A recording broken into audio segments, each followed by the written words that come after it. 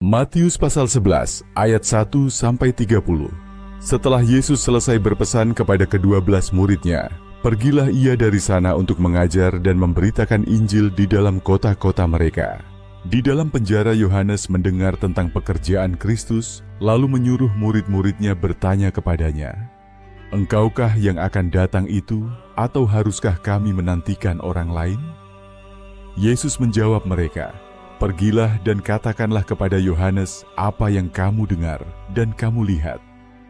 Orang buta melihat, orang lumpuh berjalan, orang kusta menjadi tahir, orang tuli mendengar, orang mati dibangkitkan, dan kepada orang miskin diberitakan kabar baik. Dan berbahagialah orang yang tidak menjadi kecewa dan menolak Aku." Setelah murid-murid Yohanes pergi, mulailah Yesus berbicara kepada orang banyak itu tentang Yohanes. "Untuk apakah kamu pergi ke padang gurun, melihat buluh yang digoyangkan angin kian kemari? Atau untuk apakah kamu pergi, melihat orang yang berpakaian halus? Orang yang berpakaian halus itu tempatnya di istana raja. Jadi untuk apakah kamu pergi, melihat nabi? Benar.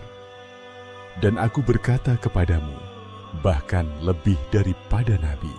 Karena tentang dia ada tertulis, 'Lihatlah, Aku menyuruh utusanku mendahului engkau. Ia akan mempersiapkan jalanmu di hadapanmu.'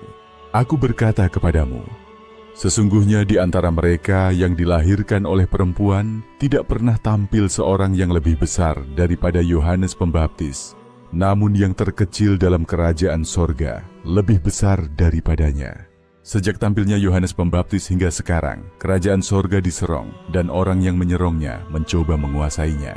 Sebab semua nabi dan kitab Taurat bernubuat hingga tampilnya Yohanes, dan jika kamu mau menerimanya, ialah Elia yang akan datang itu. Siapa bertelinga, hendaklah ia mendengar. Dengan apakah akan kuumpamakan angkatan ini? Mereka itu seumpama anak-anak yang duduk di pasar dan berseru kepada teman-temannya, 'Kami meniup seruling bagimu, tetapi kamu tidak menari. Kami menyanyikan kidung duka, tetapi kamu tidak berkabung.' Karena Yohanes datang, ia tidak makan dan tidak minum, dan mereka berkata, 'Ia kerasukan setan.' Kemudian Anak Manusia datang, ia makan dan minum, dan mereka berkata, 'Lihatlah, ia seorang pelahap dan peminum, sahabat pemungut cukai dan orang berdosa.' Tetapi hikmat Allah dibenarkan oleh perbuatannya." Lalu Yesus mulai mengecam kota-kota yang tidak bertobat, sekalipun di situ ia paling banyak melakukan mujizat-mujizatnya. "Celakalah engkau Korazim, celakalah engkau Betsaida.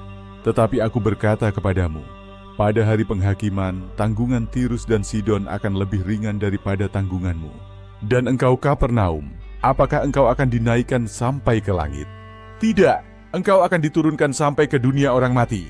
Karena jika di Sodom terjadi mujizat-mujizat yang telah terjadi di tengah-tengah kamu, kota itu tentu masih berdiri sampai hari ini. Tetapi Aku berkata kepadamu, pada hari penghakiman, tanggungan negeri Sodom akan lebih ringan daripada tanggunganmu."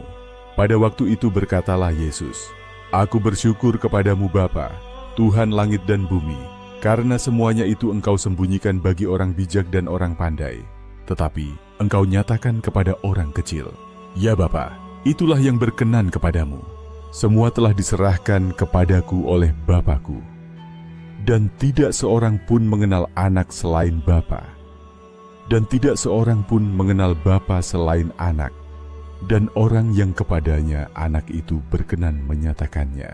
Marilah kepadaku, semua yang letih lesu dan berbeban berat, Aku akan memberi kelegaan kepadamu.